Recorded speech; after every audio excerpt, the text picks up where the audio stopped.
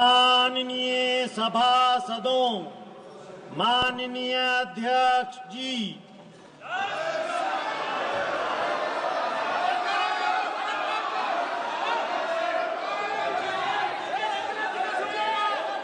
माननीय सदस्यगण,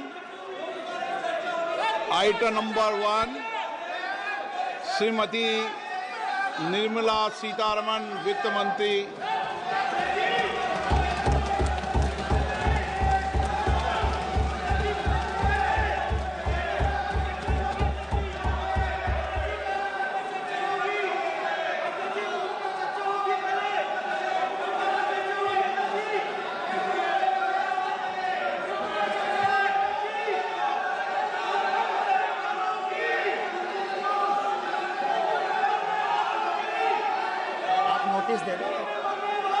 सदस्यगण, बजट के बाद राज्यपाल अभिभाषण में आपको पर्याप्त अवसर दूंगा।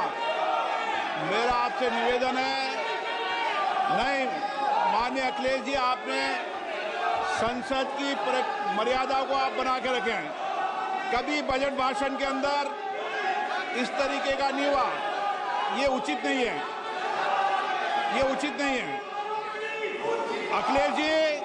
अखिलेश जी प्लीज, मैं आपको मौका दूंगा राज्यपाल अभिभाषण पे, प्लीज। नो, ये तरीका ठीक नहीं है। No,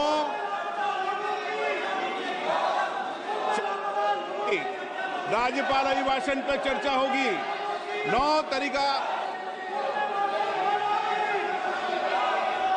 Honorable Speaker, I present the budget for 25-26. This budget continues our government's efforts to A. Accelerate growth, B. Secure inclusive development, C. Invigorate private sector investments, D. Uplift household sentiments, and E. Enhance spending power of India's rising middle class. Together, we embark on a journey to unlock our nation's tremendous potential for greater prosperity and global positioning under the leadership of Hon'ble Prime Minister Shri Narendramodi. As we complete the first quarter of the 21st century, continuing geopolitical headwinds suggest lower global economic growth over the medium term. However, our aspiration for a Vikasit Bharat inspires us, and the transformative work we have done during our government's first 2 terms guides us to march forward resolutely. Our economy is the fastest growing among all major economies. Our development track record for the past 10 years and structural reforms have drawn global attention. Confidence in India's capability and potential has only grown in this period. We see the next 5 years as a unique opportunity to realize Sabka Vikas, stimulating balanced growth of all regions. The great Telugu poet and playwright Gurujada Apparao had said, "Deshamante matti kadoy, deshamante manushuloy," meaning a country is not just its soil, a country is its people. In line with this, for us, Vikasit Bharat encompasses zero poverty, 100% quality good school education, access to high quality, affordable and comprehensive health care, 100% skilled labor with meaningful employment, 70% women in economic activities, and farmers making our country the food basket of the world. In this budget, the proposed development measures span 10 broad areas focusing on Garib, youth, Annadata and Nari, spurring agricultural growth and productivity, building rural prosperity and resilience, taking everyone together on an inclusive growth path, boosting manufacturing and furthering Make in India, supporting MSMEs, enabling employment-led development, investing in people, economy, and innovation, securing energy supplies, promoting exports, and nurturing innovation. For this journey of development, our four powerful engines are agriculture, MSME, investments, and exports. The fuel, our reforms, our guiding spirit, inclusivity, and the destination, Vikasit Bharat. This budget aims to initiate transformative reforms across 6 domains. During the first 5 years, these will augment our growth potential and global competitiveness. The domains are taxation, power sector, urban development, mining, financial sector, and regulatory reforms. Agriculture as the first engine. Now I move to specific proposals, beginning with agriculture as the first engine.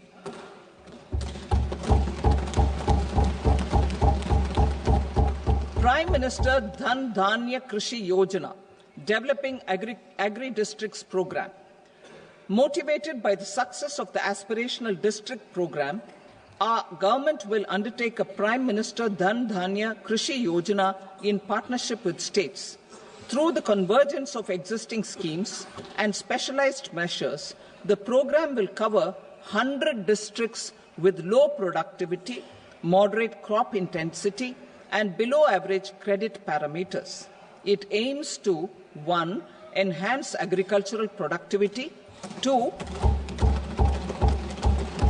Adopt crop diversification and sustainable agricultural practices, 3. Augment post-harvest storage at the panchayat and block level, 4. Improve irrigation facilities, and 5.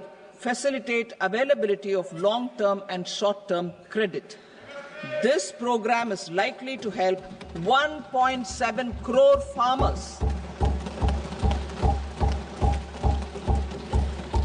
Building rural prosperity and resilience. A comprehensive multi-sectoral Rural Prosperity and Resilience Program will be launched in partnership with the states. This will address underemployment in agriculture through skilling, investment, technology, and invigorating the rural economy. The goal is to generate ample opportunities in rural areas so that migration is an option but not a necessity. The program will focus on rural women, young farmers, rural youth, marginal and small farmers, and landless families. The details are in Annexure A. Domestic best practices will be incorporated, and appropriate technical and financial assistance will be sought from multilateral development banks. In Phase 1, 100 developing agri-districts will be covered. Atmanirbharta in pulses. Our government is implementing the National Mission for Edible Oilseed for achieving Atmanirbharta in edible oils. Our farmers have the capability to grow enough for our needs and more. 10 years ago, we made concerted efforts and succeeded in achieving near self-sufficiency in pulses. Farmers responded to the need by increasing the cultivated area by 50%, and government arranged for procurement and remunerative prices. Since then, with rising incomes and better affordability, our consumption of pulses has increased significantly. Our government will now launch a 6-year mission for Atmanirbharta in pulses with a special focus on Tuar, Urad, and Masoor. Details are in Annexure B. Central agencies such as NAFED and NCCF will be ready to procure these 3 pulses as much as offered during the next 4 years from farmers who register with these agencies and enter into agreements. Comprehensive program for vegetables and fruits. It is encouraging that our people are increasingly becoming aware of their nutritional needs. It is a sign of a society becoming healthier. With rising income levels, the consumption of vegetables, fruits, and Shri Anna is increasing significantly. A comprehensive program to promote production, efficient supplies, processing, and remunerative prices for farmers will be launched in partnership with the states. Appropriate institutional mechanisms for implementation and participation of farmer producer organizations and cooperatives will be set up. Makhana Board in Bihar. For this, there is a special opportunity for the people of Bihar. A Makhana Board will be established in the state to improve production, processing, value addition, and marketing of makhana. The people engaged in these activities will be organized into FPOs. The board will provide hand-holding and training support to makhana farmers and will also work to ensure they receive the benefits of all relevant government schemes. A national mission on high-yielding seeds will be launched, aimed at 1. Strengthening research ecosystem, 2. Targeted development and propagation of seeds with high yield, pest resistance, and climate resilience, and 3. Commercial availability of more than 100 seed varieties released since July 2024. India ranks second largest globally in fish production and aquaculture. Seafood exports are valued at 60,000 crore rupees. To unlock the untapped potential of the marine sector, our government will bring in an enabling framework for sustainable harnessing of fisheries from Indian exclusive economic zone and high seas, with a special focus on the Andaman and Nicobar and Lakshadweep Islands. For the benefit of lakhs of cotton growing farmers, I am pleased to announce a mission for cotton productivity. This 5-year mission will facilitate significant improvements in productivity and sustainability of cotton farming and promote extra long staple cotton varieties. The best of science and technology support will be provided to farmers. Aligned with our integrated 5F vision for the textile sector, this will help in increasing incomes of the farmers and ensure a steady supply of quality cotton for rejuvenating India's traditional textile sector. Kisan credit cards facilitate short-term loans for 7.7 crore farmers, fishermen, and dairy farmers. The loan limit under modified interest subvention scheme will be enhanced from 3 lakh rupees to 5 lakh rupees for loans taken through the KCC.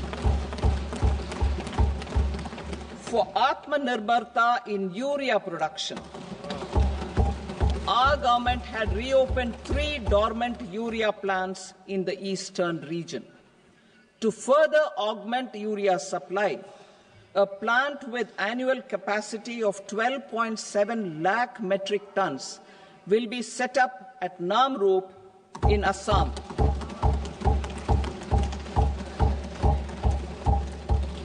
India Post, with 1.5 lakh rural post offices, complemented by the India Post Payment Bank and a vast network of 2.4 lakh Dak Sevaks, will be repositioned to act as a catalyst for the rural economy. Details are at Annexure C. India Post will also be transformed as a large public logistics organization. This will meet the rising needs of Vishwakarmas, new entrepreneurs, women, self-help groups, MSMEs, and the large business organizations. Our government will provide support to NCDC for its lending operations for the cooperative sector. MSMEs as the second engine. Now I move to MSMEs as the second engine, which encompasses manufacturing and services with a focus on MSMEs numbering 5.7 crores. Currently, over 1 crore registered MSMEs, employing 7.5 crore people and generating 36% of our manufacturing, have come together to position India as a global manufacturing hub. With their quality products, these MSMEs are responsible for 45% of our exports. To help them achieve higher efficiencies of scale, technological upgradation, and better access to capital, the investment and turnover limits for classification of all MSMEs will be enhanced to 2.5 and 2 times respectively. This will give them the confidence to grow and generate employment for our youth. The details are given in Annexure D. To improve access to credit, the credit guarantee cover will be enhanced. First, for micro and small enterprises from 5 crore to 10 crore rupees, leading to additional credit of 1.5 lakh crores in the next 5 years. Second, for startups from 10 crore rupees to 20 crore rupees, with the guarantee fee being moderated to 1% for loans in 27 focus sectors which are important for Atmanirbhar Bharat. And for well-run exporter MSMEs, for term loans up to 20 crore rupees. Also for the micro enterprises, we will introduce customized credit cards with a 5 lakh rupee limit for micro enterprises registered on Udyam portal. In the first year, 10 lakh such cards will be issued. Fund of funds for startups. The alternate investment fund, AIFs, for startups have received commitments of more than 91,000 crores rupees. These are supported by the fund of funds set up with the Government of India's contribution of 10,000 crore rupees. Now, a new fund of funds with expanded scope and a fresh contribution of another 10,000 crore rupees will be set up. A new scheme will be launched for 5 lakh women, scheduled castes and scheduled tribes, first-time entrepreneurs. This will provide term loans up to 2 crore rupees during the next 5 years. The scheme will incorporate lessons from the successful Stand Up India scheme. Online capacity building for entrepreneurship and managerial skills will also be organized. Measures for labor-intensive sectors. To promote employment and entrepreneurship opportunities in labor-intensive sectors, our government will undertake specific policy and facilitation measures. To enhance the productivity, quality, and competitiveness of India's footwear and leather sector, a focus product scheme will be implemented.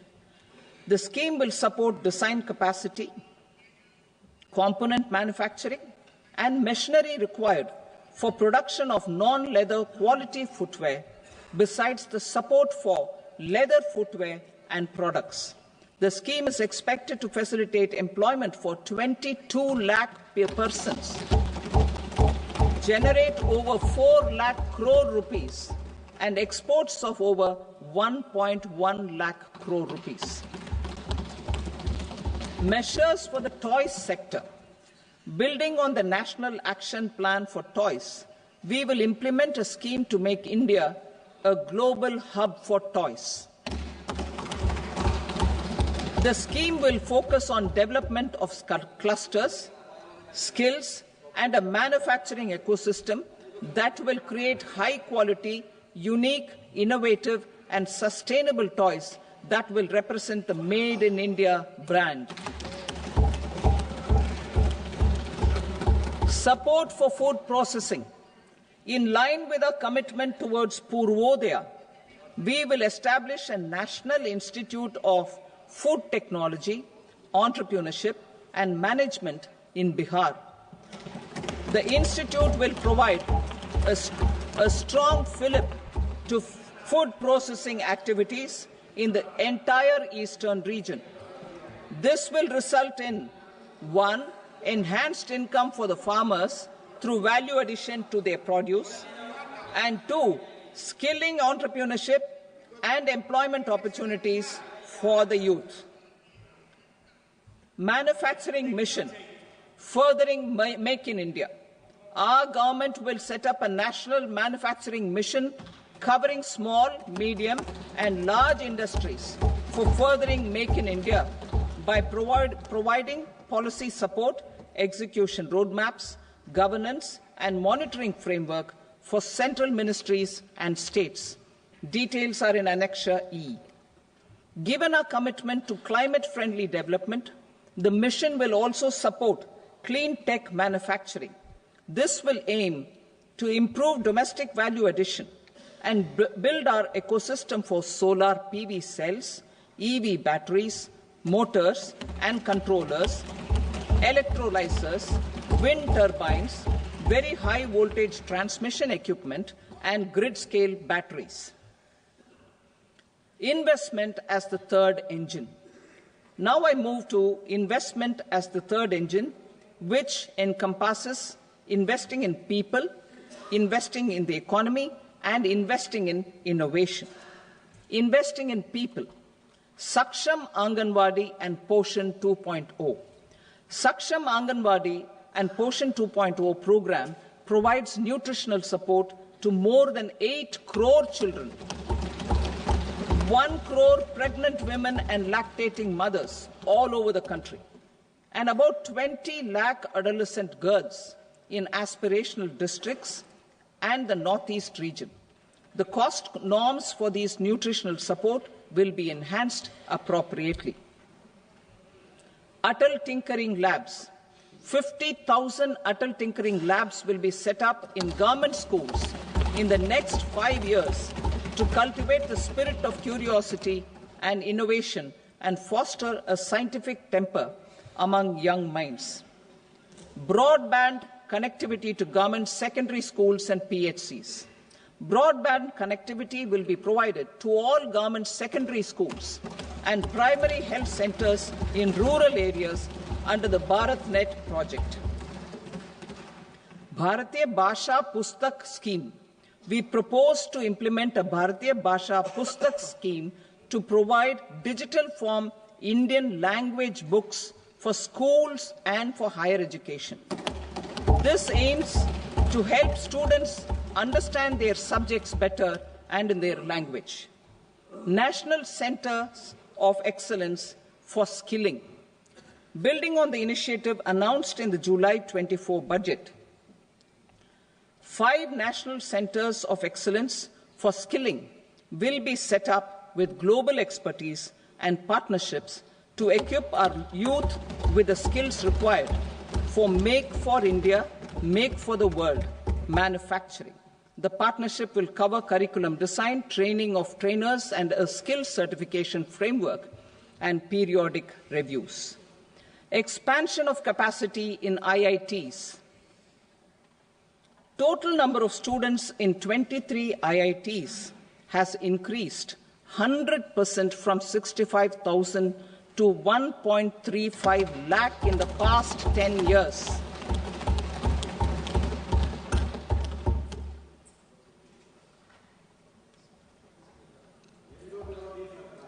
Additional infrastructure will be created in the 5 IITs started after 2014 to facilitate education for 6,500 more students. Hostel and other infrastructure capacity at IIT Patna will also be expanded.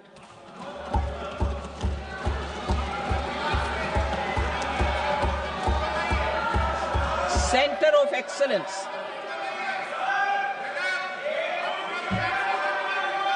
Center of Excellence in AI for Education.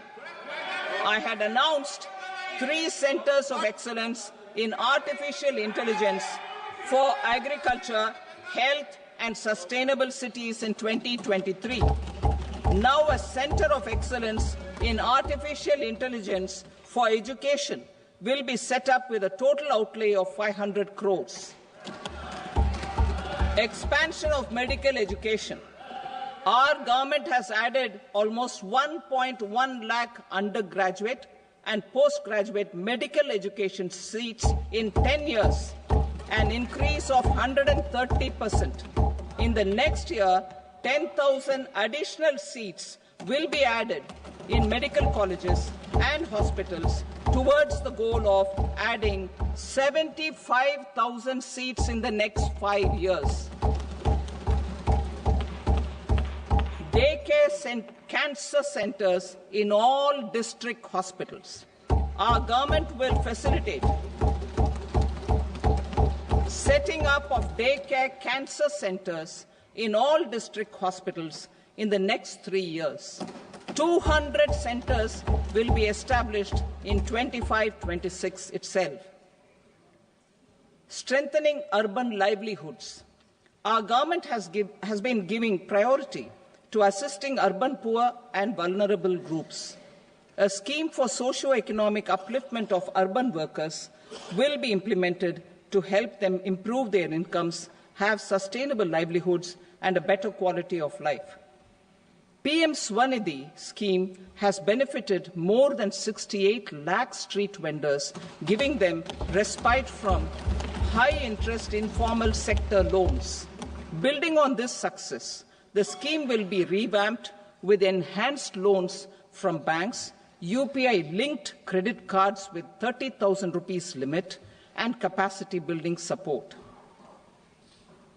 Social Security Scheme for welfare of online platform workers. Gig workers of online platforms provide great dynamism to the new age services economy. Recognizing their contribution, our government will arrange for their identity cards and registration on the e-Shram portal. They will be provided health care under PM Jan Arogya Yojana.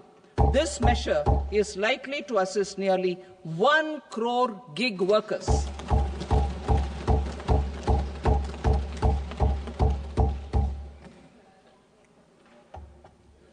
Investing in the economy. Public-private partnership in infrastructure. Each infrastructure-related ministry will come up with a 3-year pipeline of projects that can be implemented in PPP mode. States will also be encouraged to do so and can seek support from the India Infrastructure Project Development Fund, which is a scheme to prepare PPP proposals. Support to states for infrastructure. An outlay of 1.5 lakh crore is proposed for the 50-year interest-free loans to states for capital expenditure and incentives for reforms. Building on the success of the first asset monetization plan announced in 2021, the second plan for 2025 to 30 will be launched to plow back capital of 10 lakh crore in new projects. Regulatory and fiscal measures will be fine-tuned to support the plan. Jal Jeevan Mission. Since 2019, 15 crore households representing 80% of India's rural population have been provided access to portable tap water connections. To achieve 100% coverage, I am pleased to announce the extension of this mission until 2028 with an enhanced total outlay. The mission's focus will be on the quality of infrastructure and O&M of rural piped water supply schemes through Jan Bhagidari. A separate MOU or separate MOUs will be signed with the states and union territories to ensure sustainability and citizen-centric water services delivery. Urban sector reforms. Building on the July budget proposals, urban sector reforms related to governance, municipal services, urban land and planning will be incentivized. Urban Challenge Fund. the government will set up an urban challenge fund of 1 lakh crore rupees to implement the proposals for cities as growth hubs, creative redevelopment of cities, and for water and sanitation purposes announced in the July budget. This fund will finance up to 25% of the cost of bankable projects, with a stipulation that at least 50% of the cost is funded from bonds, bank loans, and PPPs. An allocation of 10,000 crore is proposed in 2025-26. Power sector reforms. We will incentivize electricity distribution reforms and augmentation of intra-state transmission capacity by states. This will improve financial health and capacity of electricity companies. Additional borrowing of 0.5% of GSDP will be allowed to states contingent on these reforms. Nuclear energy mission for Vikasit Bharat. Development of at least 100 gigawatt of nuclear energy by 2047 is essential for our energy transition efforts. For an active partnership with the private sector towards this goal, amendments to the Atomic Energy Act and the Civil Liability for Nuclear Damage Act will be taken up. A nuclear energy mission for research and development of small modular reactors with an outlay of 20,000 crore will be set up. At least 5 indigenously developed small modular reactors will be operationalized by 2033. Shipbuilding. The shipbuilding financial assistance policy will be revamped to address cost disadvantages. This will also include credit notes for shipbreaking in Indian yards to promote the circular economy. Large ships above a specified size will be included in the infrastructure harmonized master list. Shipbuilding clusters will be facilitated to increase the range, categories, and capacity of ships. This will include additional infrastructure, facilities, skilling, and technology to develop the entire ecosystem. Maritime Development Fund. For long-term financing for the maritime industry, a Maritime Development Fund with a corpus of 25,000 crore rupees will be set up. This will be for distributed support and promoting competition. This will have up to 49% contribution by the government, and the balance will be mobilized from ports and from private sector. UDAN regional connectivity schemes. UDAN has enabled 1.5 crore middle-class people to meet their aspirations for speedier travel. The scheme has connected 88 airports, and operationalized 619 routes.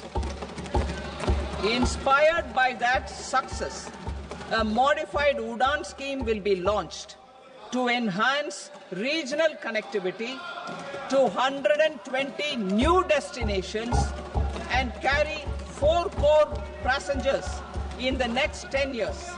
4 crore additional passengers in the next 10 years. The scheme will also support helipads and smaller airports in hilly, aspirational, and northeast regional districts. Greenfield airports will be facilitated in Bihar to meet the future needs of the state. These will be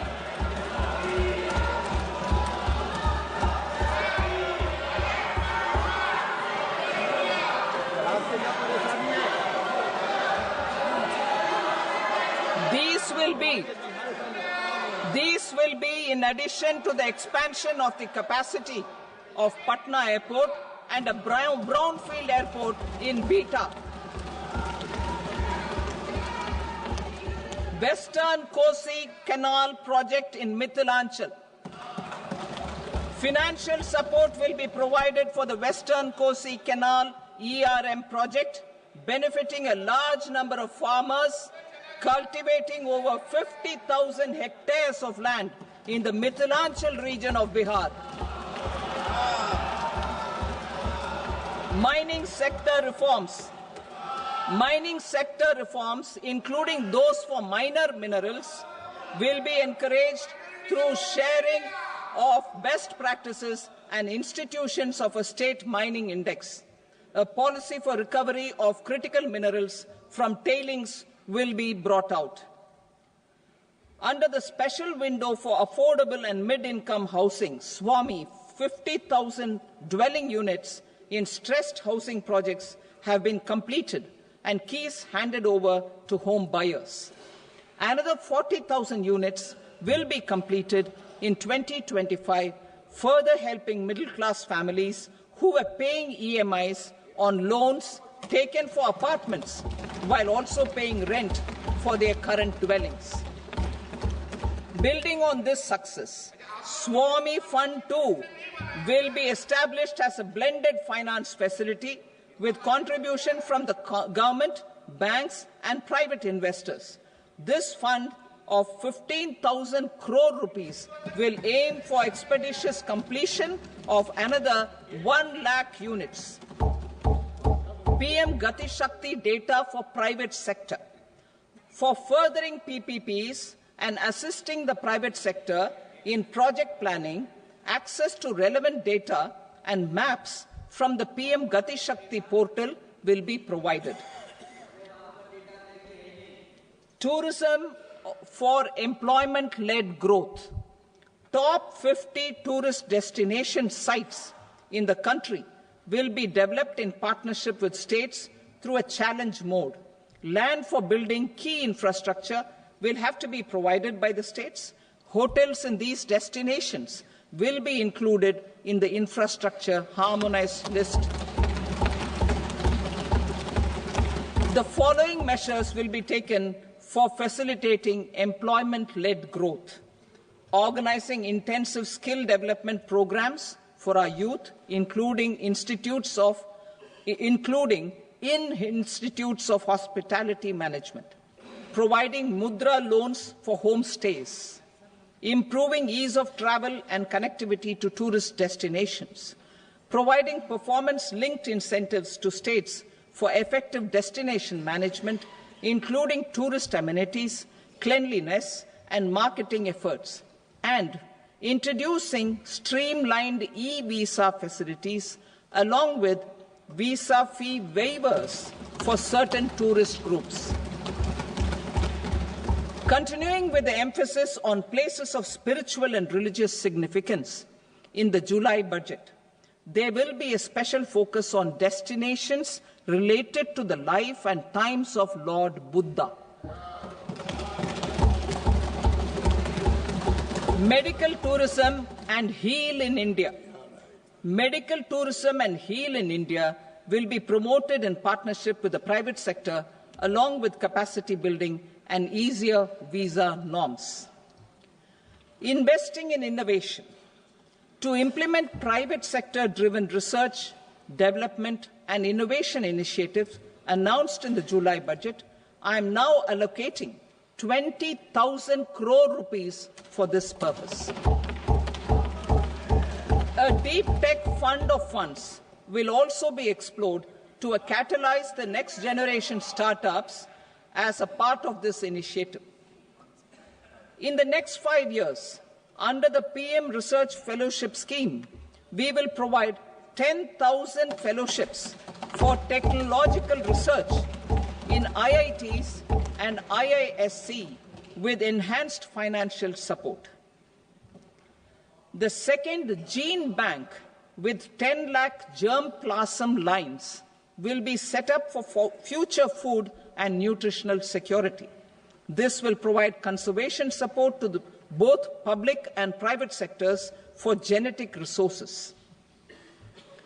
We will start a national geospatial mission to develop foundational geospatial infrastructure and data. Using PM Gati Shakti, this mission will facilitate modernization of land records, urban planning, and design of infrastructure projects. A Gyan Bharatam mission for survey, documentation, and conservation of our manuscript heritage with academic institutions, museums, libraries, and private collectors will be undertaken to cover more than 1 crore manuscripts.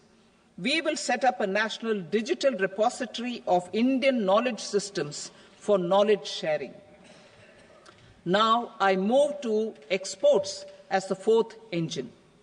We will set up an export promotion mission with sectoral and ministerial targets driven jointly by the Ministries of Commerce, MSME, and Finance.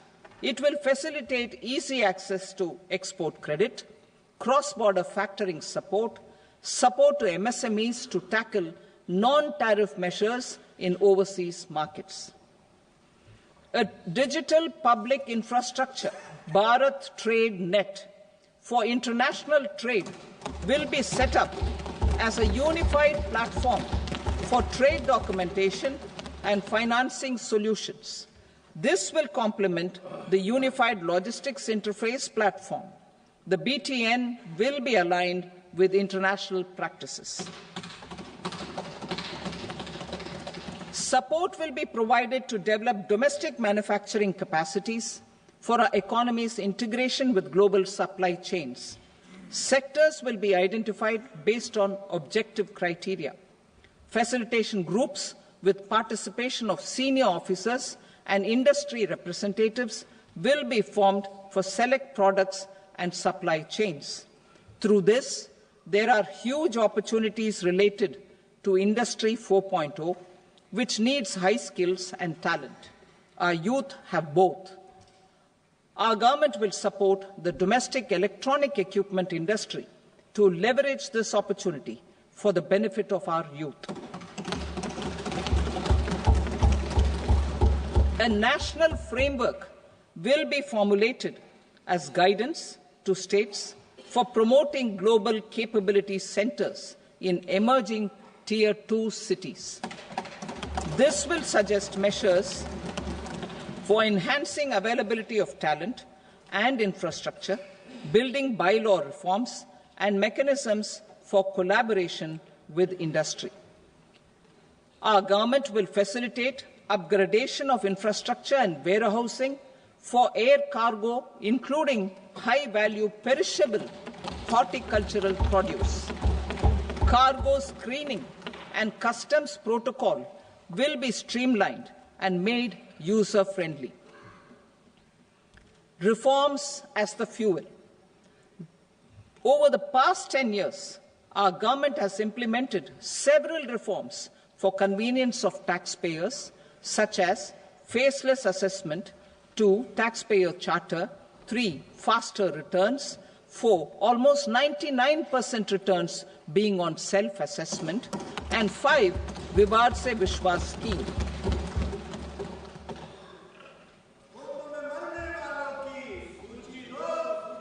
Continuing these efforts, I reaffirm the commitment of the Tax Department to trust first, scrutinize later. I also propose to introduce the new income tax bill next week. I will detail the indirect tax reforms and changes in direct taxes in Part B. Financial sector reforms. The FDI limit for the insurance sector will be raised from 74 to 100%. This enhanced limit will be available for those companies which invest the entire premium in India. The current guardrails and conditionalities associated with foreign investment will be reviewed and simplified. The services of India Post Payment Bank will be deepened and expanded in rural areas.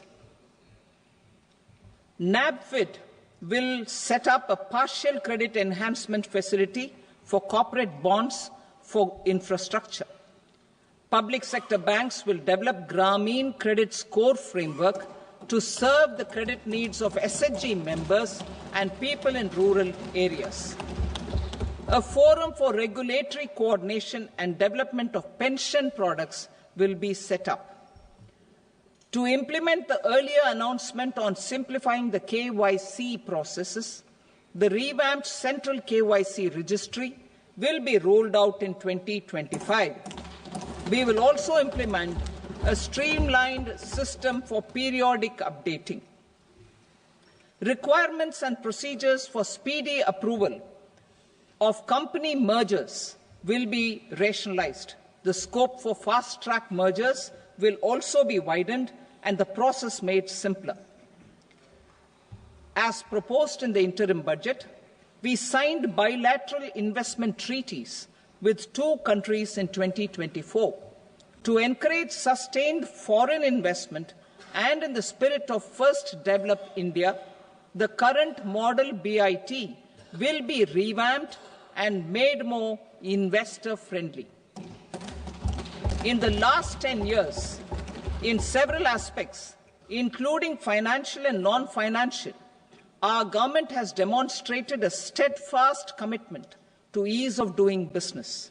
We are determined to ensure that our regulations must keep up with technological innovations and global policy developments. A light-touch regulatory framework based on principles and trust will unleash productivity and employment. Through this framework, we will update regulations that were made under old laws. To develop this modern, flexible, people-friendly and trust-based regulatory framework appropriate for the 21st century, I propose 4 specific measures. A high-level committee for regulatory reforms will be set up for a review of all non-financial sector regulations, certifications, licenses, and permissions. The committee will be expected to make recommendations within a year. The objective is to strengthen trust-based economic governance and take transformational measures to enhance ease of doing business, especially in matters of inspection and compliances. States will be encouraged to join in this endeavour. An investment friendliness index of states will be launched in 2025 to further the spirit of competitive, cooperative federalism. Under the Financial Stability and Development Council, a mechanism will be set up to evaluate impact of the current financial regulations and subsidiary instructions. It will also formulate a framework to enhance their responsiveness and development of the financial sector. In the Jan Vishwas Act 2023, more than 180 legal provisions were decriminalized. Our government will now bring up the Jan Vishwas Bill 2.0 to decriminalize more than 100 provisions in various laws.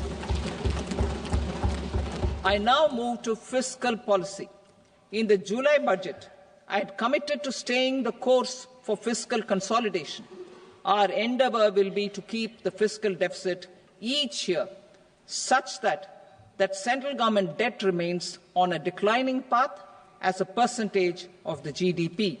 The roadmap for the next 6 years has been detailed in the FRBM statement. Revised estimates for 2024-25. The revised estimate of the total receipts other than borrowings is 31.47 lakh crore rupees, of which the net tax receipts are 25.57 lakh crore rupees. The revised estimate of the total expenditure is 47.16 lakh crore rupees, of which the capital expenditure is about 10.18 lakh crore rupees. The revised estimate of the fiscal deficit is 4.8% of the GDP. Budget estimates for 25-26. Coming to 25-26, the total receipts other than borrowings and total expenditure are estimated at 34.96 lakh crore rupees and 50.65 lakh crore rupees respectively. The net tax receipts are estimated at 28.37 lakh crore rupees. The fiscal deficit is estimated to be 4.4% of GDP. To finance the fiscal deficit, the net market borrowings from dated securities are estimated at 11.54 lakh crore. The balance financing is expected to come from small savings and other sources. The gross market borrowings are estimated at 14.82 lakh crore rupees. I will now move to Part B. Indirect taxes. My proposals relating to customs aim to rationalize tariff structure and address duty inversion. These will also support domestic manufacturing and value addition, promote exports, facilitate trade, and provide relief to common people. Rationalization of customs tariff structure for industrial goods. As a part of comprehensive review of customs rate structure announced in July 2024 budget, I propose to 1. Remove 7 tariff rates. This is over and above the 7 tariff rates removed in 23-24 budget. After this, there will be only 8 remaining tariff rates, including 0 rate. 2. Apply appropriate cess to broadly maintain effective duty incidence, except on a few items where such incidence will reduce marginally. 3. Levy not more than 1 cess or surcharge. Therefore, I propose to exempt social welfare surcharge on 82 tariff lines that are subject to a cess. I shall now take up sector-specific proposals. To provide relief to patients, particularly those suffering from cancer, rare diseases, and other severe chronic diseases, I propose to add 36 life-saving drugs and medicines to the list of medicines fully exempted from basic custom duty.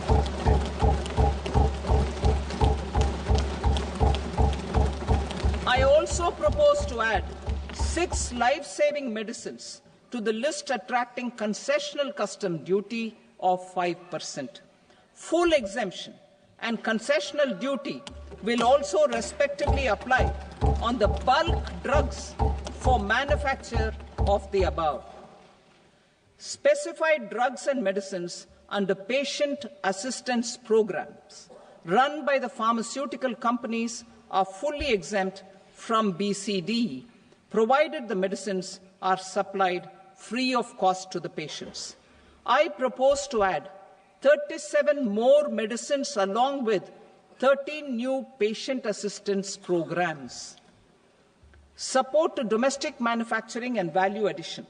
Critical minerals. In the July 2024 budget, I had fully exempted BCD on 25 critical minerals that are not domestically available.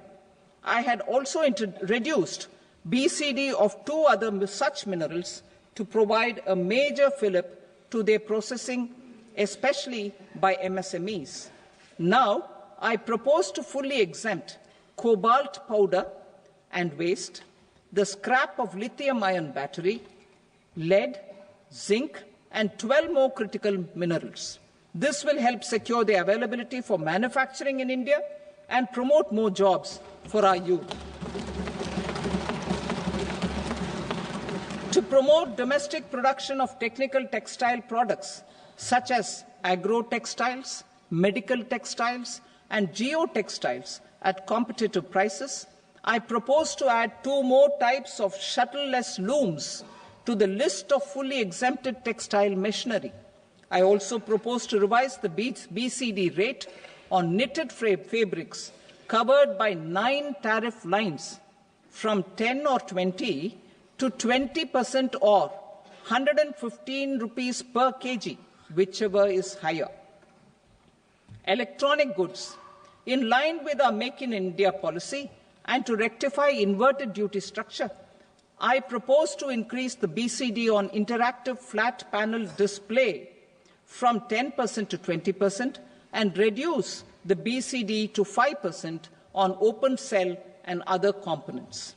In 23-24 budget, for the manufacture of open cells of LCD, LED TVs, I had reduced the BCD on parts of open cells from 5% to 2.5%. To further boost the manufacture of such open cells, the BCD on these parts will now stand exempted. Lithium-ion battery. To the list of exempted capital goods, I propose to add 35 additional capital goods for EV battery manufacturing and 28 additional capital goods for mobile phone battery manufacturing. This will boost domestic manufacture of lithium-ion batteries, both for mobile phones and for electric vehicles. Shipping sector. Considering that shipbuilding has a long gestation period, I propose to continue the exemption of BCD on raw materials, components, consumables, or parts for the manufacture of ships for another 10 years.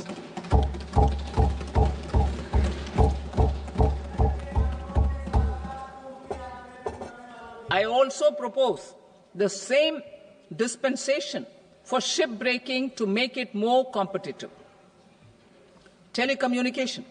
To prevent classification disputes, I propose to reduce the BCD from 20% to 10% on carrier-grade Ethernet switches to make it at par with non-carrier-grade Ethernet switches. Export promotion. To facilitate exports of handicrafts, I propose to extend the time period for export from 6 months to 1 year, further extendable by another 3 months if required. I also propose to add 9 items to the list of duty-free inputs. Leather sector. I propose to fully exempt BCD on wet blue leather to facilitate imports for domestic value addition and employment. I also propose to exempt crust leather from 20% export duty to facilitate exports by small tanners. Marine products. To enhance India's competitiveness in the global seafood market, I propose to reduce BCD from 30% to 5% on frozen fish paste, surimi, for manufacture and export of its analog products. I also propose to reduce BCD from 15% to 5% on fish hydrolysates for manufacture of fish and shrimp feed. In July 2024 budget, to promote development of domestic MROs for aircraft and ships, I had extended the time limit for export of foreign origin goods that were imported for repairs from 6 months to 1 year and further extendable by 1 year. I now propose to extend the same dispensation for railway goods. Time limit for provisional assessment. Presently, the Customs Act 1962 does not provide any time limit to finalize provisional assessments, leading to uncertainty and cost to trade. As a measure of promoting ease of doing business, I propose to fix a time limit of 2 years, extendable by a year, for finalizing the provisional assessment. I propose to introduce a new provision that will enable importers or exporters, after clearance of goods, to voluntarily declare material facts and pay duty with interest but without penalty. This will incentivize voluntary compliance. However, this will not apply in cases where department has already initiated audit or investigation proceedings. For industry to better plan their imports, I propose to extend the time limit for the end use of imported inputs in the relevant rules from 6 months to 1 year. This will provide operational flexibility in view of cost and uncertainty of supply. Further, such importers will now have to file only quarterly statements instead of a monthly statement.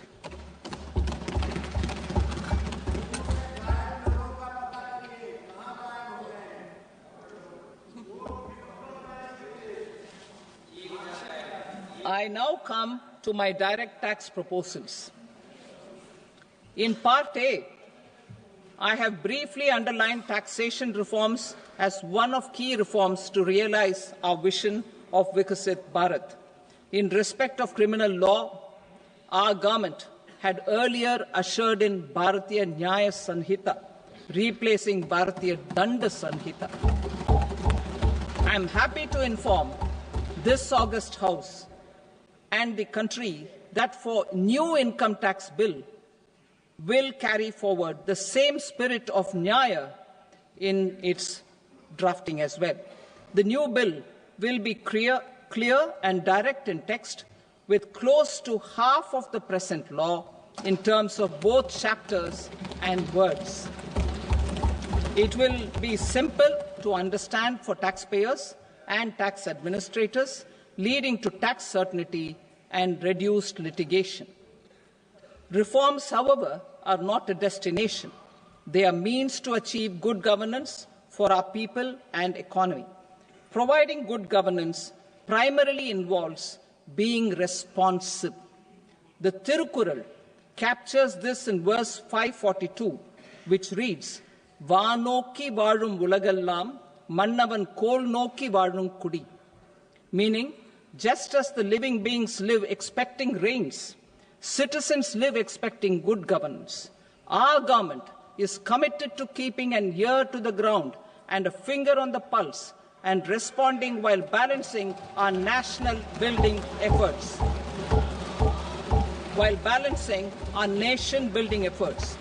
The following measures will detail just how our government will, under the guidance of PM Modi, has taken steps to understand and address. I repeat that sentence, sir. The following measures will detail just how our government, under the guidance of PM Modi, has taken steps to understand and address the needs voiced by our citizens. My tax proposals are guided by this spirit. The objectives of my proposals are as follows: personal income tax reforms with special focus on middle class, rationalization of TDS and TCS for easing difficulties, encouraging voluntary compliance, reducing compliance burden, ease of doing business, employment and investment. I will come to my proposal on personal income tax towards the end. TDS and TCS, rationalization for easing difficulties. I propose to rationalize tax deduction at source, TDS, by reducing the number of rates and thresholds above which TDS is deducted. Further, threshold amounts for tax deduction will be increased for better clarity and uniformity. The limit for tax deduction on interest for senior citizens is being doubled from the present 50,000 rupees to 1 lakh rupees. Similarly, the annual limit of 2.40 lakh rupees for TDS on rent is being increased to 6 lakh rupees. This will reduce the number of transactions liable to TDS, thus benefiting small taxpayers receiving small payments. The threshold to collect tax at source, the TCS, on remittances under RBI's liberalized remittance scheme, the LRS, is proposed to be increased from 7 lakh to 10 lakhs. I also propose to remove TCS on remittances for education purposes, where such remittances is out of a loan taken from a specified financial institution. Both TDS and TCS are being applied on any transaction related to sale of goods. To prevent such compliance difficulties, I propose to omit the TCS. I also propose that the provisions of the higher TDS deduction will now apply only in non-PAN cases. In July 2024, the delay for payment of TDS up to the due date of filing statement was decriminalized. I propose to provide the same relaxation to TCS provisions as well. The government under the leadership of Prime Minister Modi believes in Sabka Saath, Sabka Vikas, Sabka Vishwas and Sabka Prayas. In line with this, we brought in updated return facility in 2022 for voluntary compliance by taxpayers who had omitted to report their correct income. Our trust in taxpayers was proved right. Nearly 90 lakh taxpayers voluntarily updated their incomes by paying additional tax. Taking this trust further, I now propose to extend the time limit to file updated returns for any assessment year from the current limit of 2 years to 4 years. I propose to reduce the compliance burden for small charitable trusts and institutions by increasing their period of registration from 5 years to 10 years. It is also proposed that disproportionate consequences do not arise for minor defaults such as incomplete applications filed by charitable entities. Presently, taxpayers can claim the annual value of self-occupied properties as nil only on the fulfillment of certain conditions. Considering the difficulties faced by taxpayers, it is proposed to allow the benefit of 2 such self-occupied properties without any condition. To streamline the process of transfer pricing and to provide an alternative to yearly examination, I propose to introduce a scheme for determining arm's length price of international transaction for a block period of 3 years. This will be in line with global best practices. With a view to reduce litigation and provide certainty in international taxation, the scope of safe harbor rules is being expanded. A number of senior and very senior citizens have very old national savings schemes accounts. As interest is no longer payable on such accounts, I propose to exempt withdrawals made from NSS by individuals on or after 29th August 2024. I am also proposing to allow similar treatment to NPS Vatsalya accounts as is available to normal NPS accounts subject to overall limits. In my speech in July 2024, I had promised that all processes, including giving effect to appellate orders, shall be digitalized and made paperless over the next 2 years. So I'm happy to announce that digitalization is being made operational now. In July 2024, we brought in the Vivad Se Vishwas scheme to resolve income tax disputes pending in appeal. The scheme has received a great response, with nearly 33,000 taxpayers having availed of the scheme to settle their disputes. I have a few proposals to promote investment and employment. It is proposed to provide a presumptive taxation regime for non-residents who provide services to a resident company that is establishing or operating an electronics manufacturing facility. I further propose to introduce a safe harbor for tax certainty for non-residents who store components for supply to specified electronics manufacturing units. Presently, the tonnage tax scheme is available only to sea-going ships. The benefits of existing tonnage tax scheme are proposed to be extended to inland vessels registered under the Indian Vessels Act 2021 to promote inland water transport in the country. Extension for incorporation of startups. We continue to support the Indian startup ecosystem. I propose to extend the period of incorporation by 5 years to allow the benefit available to startups which are incorporated before 1/4/2030. In order to attract and promote additional activities in the IFSC, I am inter alia proposing specific benefits to ship leasing units, insurance offices, and treasury centers of global companies which are set up in IFSC. Further, to claim benefits, the cut-off date for commencement in IFSC has also been extended by 5 years to 31/3/2030. Category 1 and Category 2 AIFs are undertaking investments in infrastructure and other such sectors. I propose to provide certainty of taxation to these entities on the gains from securities, to promote funding from sovereign wealth funds and pension funds to the infrastructure sector. I propose to extend the date of making an investment by 5 more years up to 31st March 2030.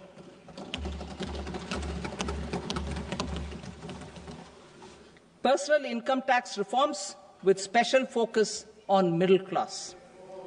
Democracy, demography, and demand are the key support pillars in our journey towards Vikasit Bharat. The middle class provides strength for India's growth. This government, under the leadership of Prime Minister Modi, has always believed in the admirable energy and ability of the middle class in nation building. In recognition of their contribution,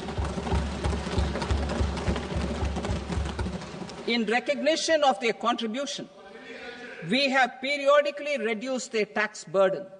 Right after 2014, the nil tax slab was raised to 2.5 lakhs of rupees, which was further raised to 5 lakh rupees in 2019 and to 7 lakh rupees in 2023.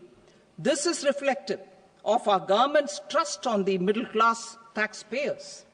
I am now happy to announce that there will be no income tax payable up to income of 12 lakh rupees.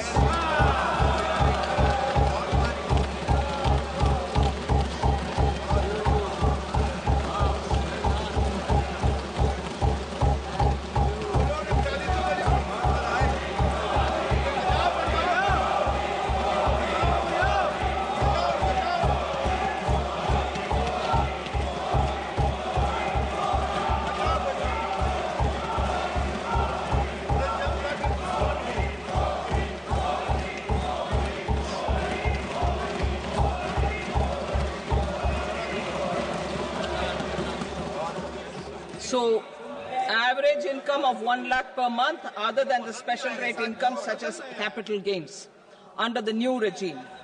This limit will be 12.75 lakh for salaried taxpayers due to the standard deduction of 75,000. Slabs and rates are being changed across the board to benefit all taxpayers. The new structure will substantially reduce the taxes of the middle class and leave more money in their hands, boosting household consumption, savings, and investment. In the new tax regime, I propose to revise tax rate structures as follows: 0 to 4 lakh rupees nil, 4.8 lakh rupees to 4 to 8 lakh rupees 5%, 8 to 12 lakh rupees 10%, 12 to 16 lakh rupees 15%, 16 to 20 lakh rupees 20%, 20 to 24 lakh rupees 25%, and above 24 lakh rupees 30%. To taxpayers up to 12 lakh of normal income, other than special rate income such as capital gains. I read that again.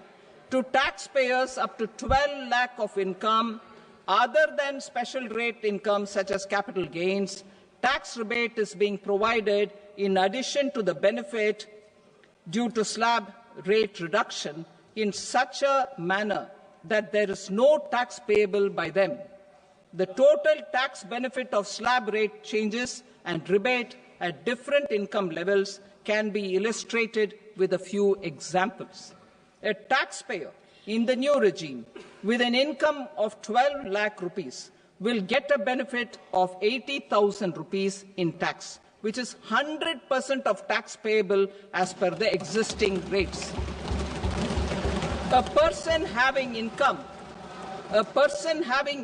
of 18 lakh rupees will get a benefit of 70,000 rupees in tax, that is 30% of tax payable as per existing rates. A person with an income of 25 lakh gets a benefit of 1,10,000 rupees, that is 25% of his tax payable as per existing rates. Details of my tax proposals are given in the annexure. As a result of these proposals, Honourable Speaker, sir, revenue of about 1 lakh crore in direct taxes and 2,600 crores in indirect taxes will be foregone. Mr. Speaker, sir, with this, I commend the budget to this august House.